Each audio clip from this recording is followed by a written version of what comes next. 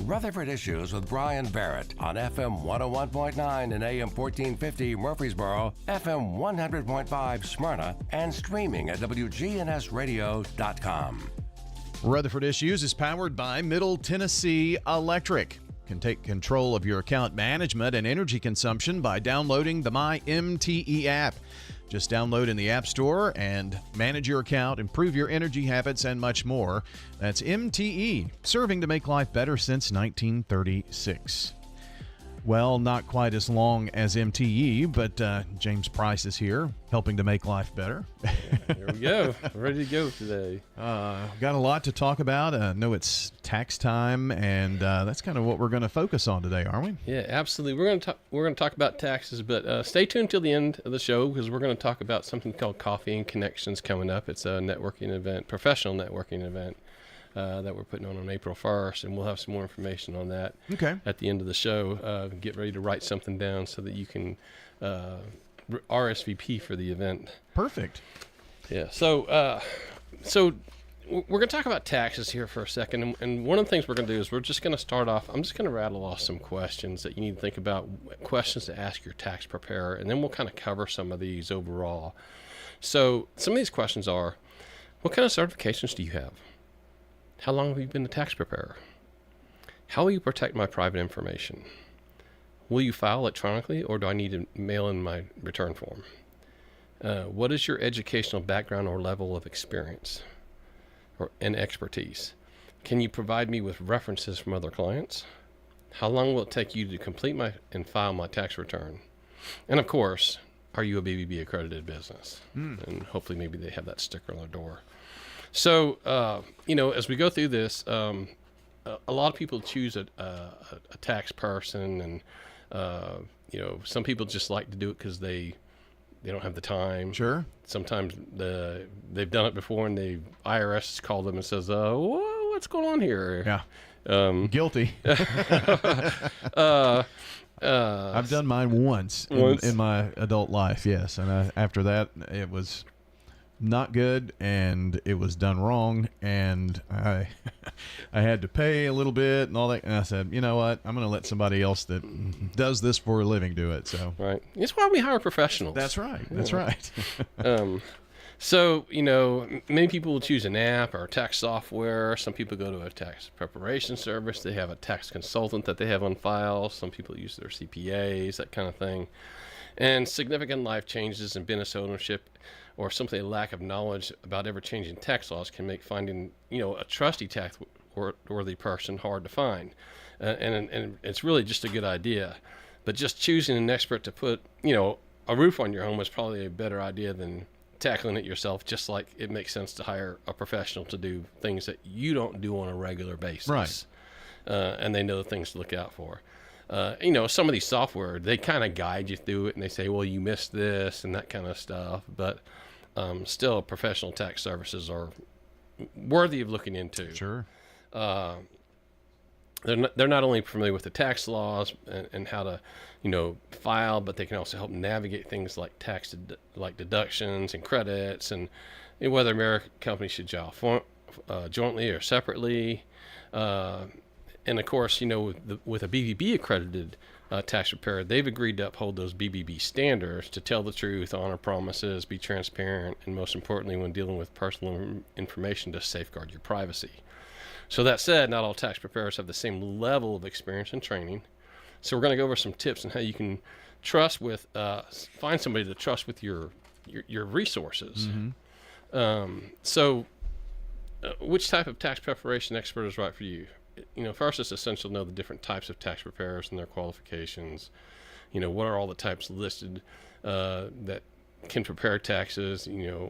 Can they prepare taxes? Are they only enrolled agents, certified public accountants, tax attorneys?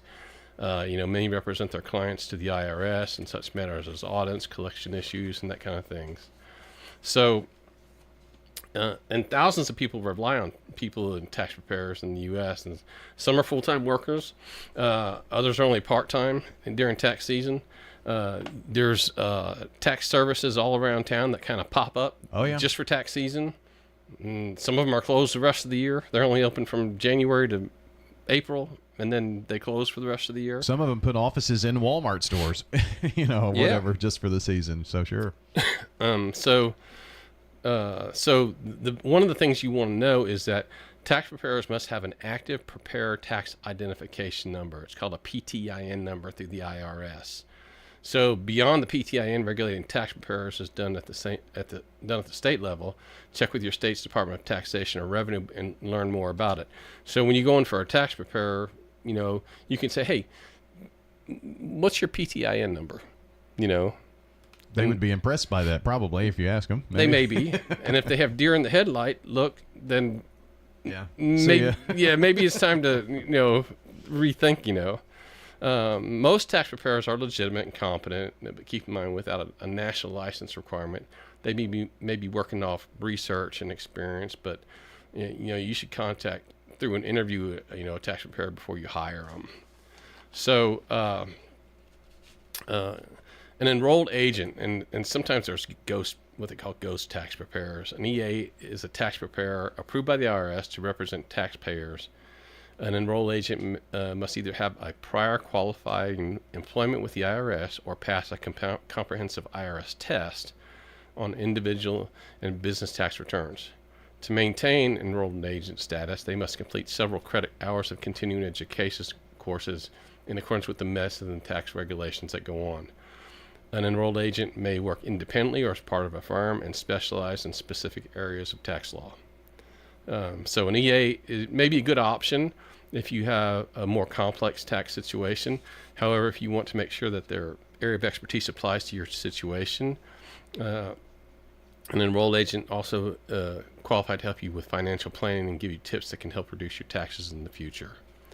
So finding an enrolled agent near you with BBB. I've heard, I haven't heard about an enrolled agent as much as I have a CPA or certified public accountant. So, yeah. And that's the next one we were talking about, CPAs. They're licensed after passing a state professional qualifying exam. They're highly skilled in accounting. A CPA, they handle, most businesses, they have a CPA, and then the CPA just naturally does their taxes because they already have all the information they need, and it's just part of what they offer you usually. You could use a tax attorney. They help your clients with legal issues related to taxes. They can represent individuals and businesses. Hiring a tax attorney is a good option for taxpayers looking to either shelter part of their income legally, or for those needing specialized advice on municipal bonds, estate planning, and the like. Mm-hmm. Probably for the top 2%. I don't know. It could be more than that, but if you think going into your taxes you're going to have issues, the tax attorney might be a good place to find one overall. So how do you choose the right one? It could depend on the complexity of your tax return. Review the tax preparer's credentials, and we talked about that. How to look up their number. Be wary of spectacular promises. If a tax preparer promises you a large refund, more than the competition, this is a red flag, because some tax matters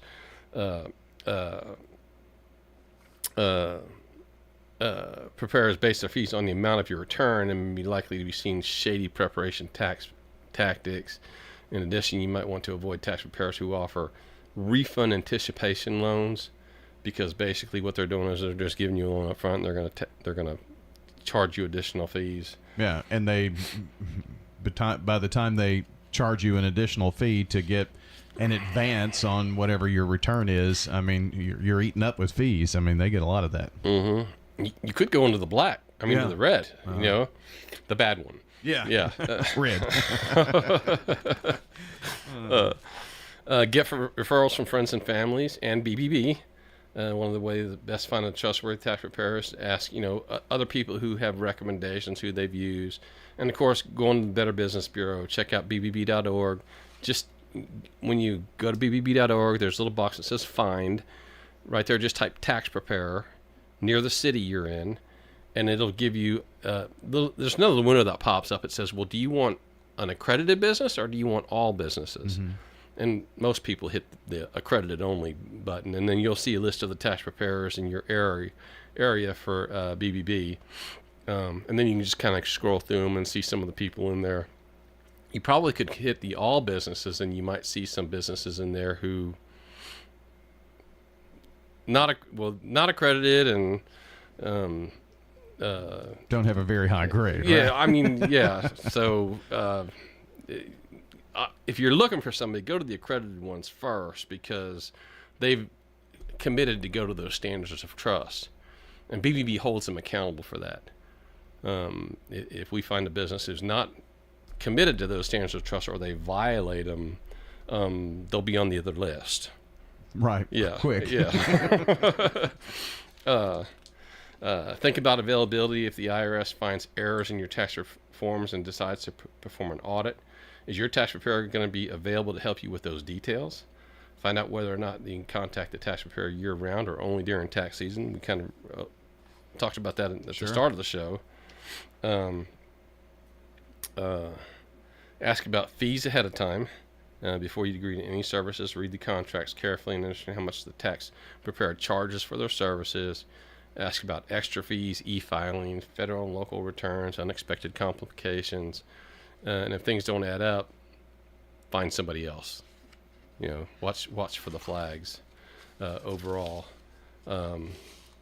Avoid being ghosted by your tax preparer. Getting your taxes done can be tricky, especially with a ghost tax preparer around. Understand that how to avoid these tricky situations during tax season. If you're a consumer and you're looking for a trusted tax preparer on your taxes, look for information and tips on how you can do that overall. So, some of those tips again: be wary of those offering fast returns or large returns. Number 2, don't sign your own tax return if asked by the tax preparer. They're supposed to provide their PTIN number and file the taxes for you. Number 3 is review your tax return before you send it. Look through your tax return to make sure it's properly was signed by your tax preparer and that's complete and your information appears to be accurate. Just taking a look at it before they send it off is a good idea. Sure. Only allow funds to be deposited into your personal account. Some ghost preparers will have funds deposited into their own accounts to be later distributed. That can be a red flag. So I wouldn't do that. It's not their money. No. If you're getting a return. Yeah. This is my account. This is where my money should be deposited. Right. Do your research. Check bbb.org for complaints and reviews on tax services in your area. Be cautious of pop-ups. The seasonal tax services, we talked about that earlier. They'll pop up anywhere. Don't be afraid to ask about their processes, credentials, their PTIN number. And the IRS has resources to help you check those credentials. You can go to their website. Some very good information on tax preparation, and you teased earlier as well about Coffee Connections, and so this is a networking event, right? Absolutely. So April 1st, it's going to be from 7:30 to 8:30 at the Ascend Federal Credit Union on Williams Drive. That's over there behind the hospital off of Memorial. Okay. And they got like a 4-story building over there. It's kind of off the beaten path a little bit. So they're going to be hosting the event. It's going to be, of course, Middle Tennessee State University is going to be there. The coffee and in the morning there is going to be provided by FMIG Insurance. They'll step up and they'll get along the way. But a little bit about Tom Coates. Tom is the director for Center of Professional Selling at MTSU, highly regarded in the area. If you go to MTSU, you can take his classes and get a degree in sales. So Tom knows the stuff when it comes to selling. So this particular event, what Tom's going to be talking about is if you go out and network, how do you effectively network when you're out with people? There's certain ways that you can approach people, questions to ask. How long do you want to stay with somebody? You go to a networking event, meet a whole bunch of people, and you spend 90% of your time with one person, or do you hit and move on and that kind of stuff? So he'll go through some of those things. at this networking event. It's very, very, Tom has very good credentials about helping people in sales, and this is just one of those things along the way. So if you want to go, we have a RSVP page. I can drop this off with you, and you can put it on the site. Okay. And people can also email me at jprice@gobbb.org and just request a copy of the QR code to sign up for it. It's a free event. We just need to know how much coffee to bring. Sure. Yeah. Well, I'll put a link to that on the podcast description as well, so you'll be able to find it there. And again, that is April 1st, 7:30 to 8:30 in the morning, so right before your day gets started at Ascend Federal Credit Union on Williams Drive. All right, James, that's very good. I guess, that's coming up. Not this next Monday, but the next. Yes. So, yeah. It's come up quick, yeah. All right. Well, we'll see you next time. All right. Thanks, Brian. That is James Price joining us today from the Better Business Bureau here on Rutherford Issues. And again, if you missed part of the conversation from today, we'll have the podcast up at WGNSradio.com, where you can listen back or even watch from the studio on Big G TV. And speaking of that, WGNSradio.com/listen. A great place for you to get information. That's right. Whether you can, where you can see your favorite live and on-demand shows, and Big G TV as well. WGNSradio.com/listen. All right. Have a great day, everybody. We'll be back here in next time for another edition of Rutherford Issues. Hope you have a great day, everybody.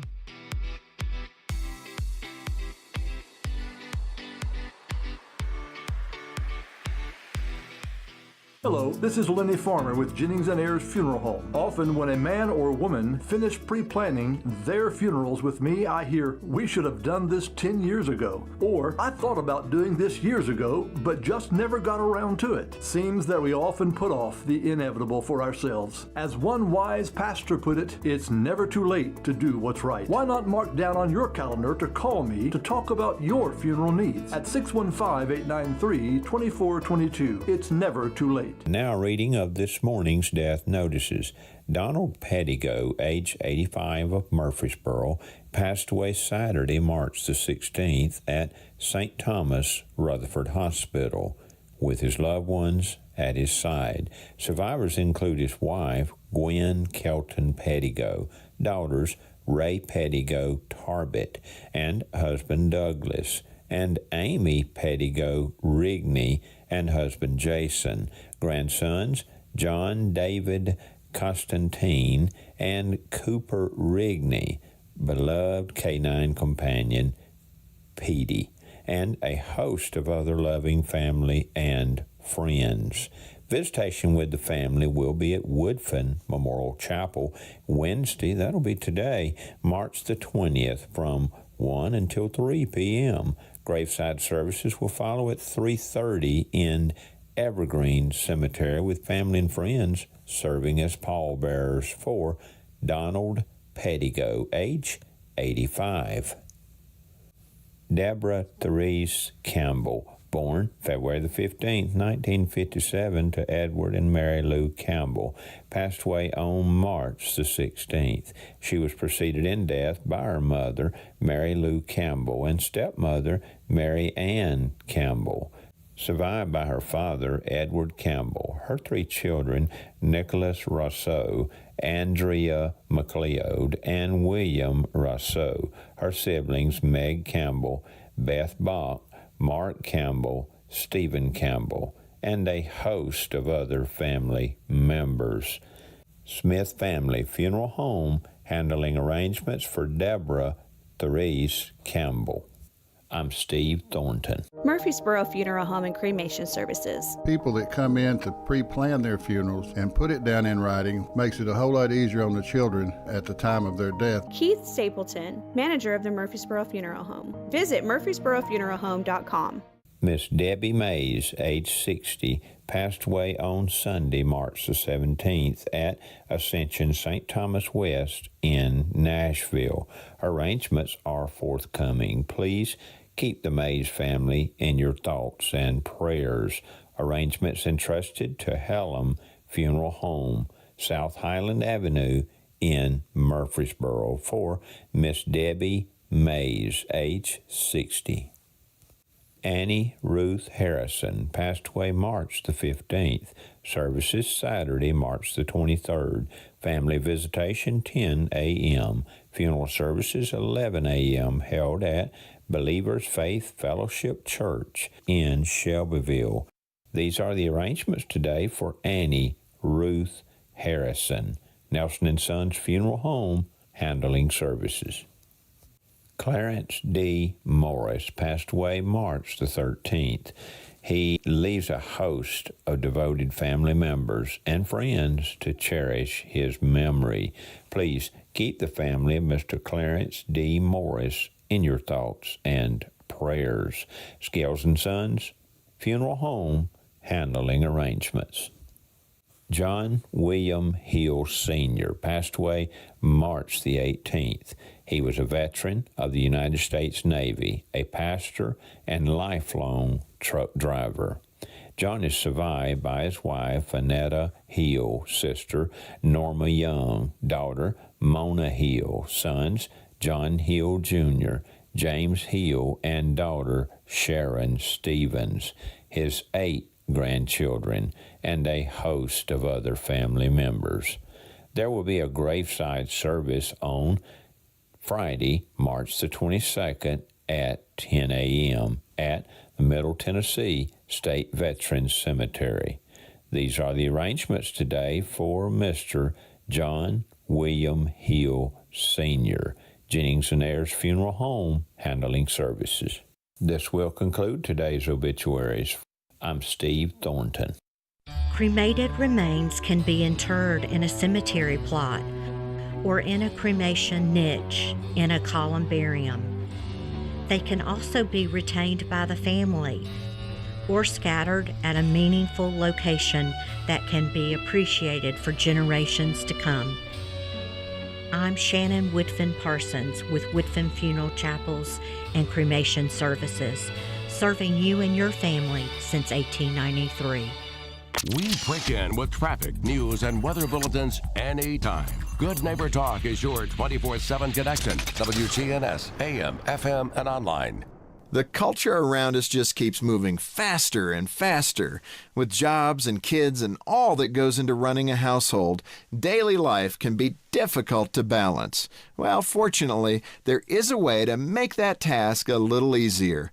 Hi, this is Jim Daly with Focus on the Family.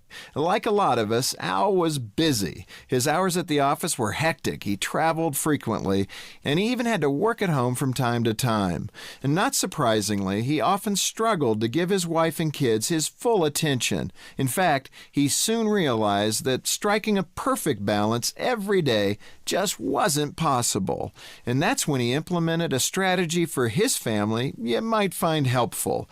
Instead of trying to balance every day, consider working it out over a longer period of time.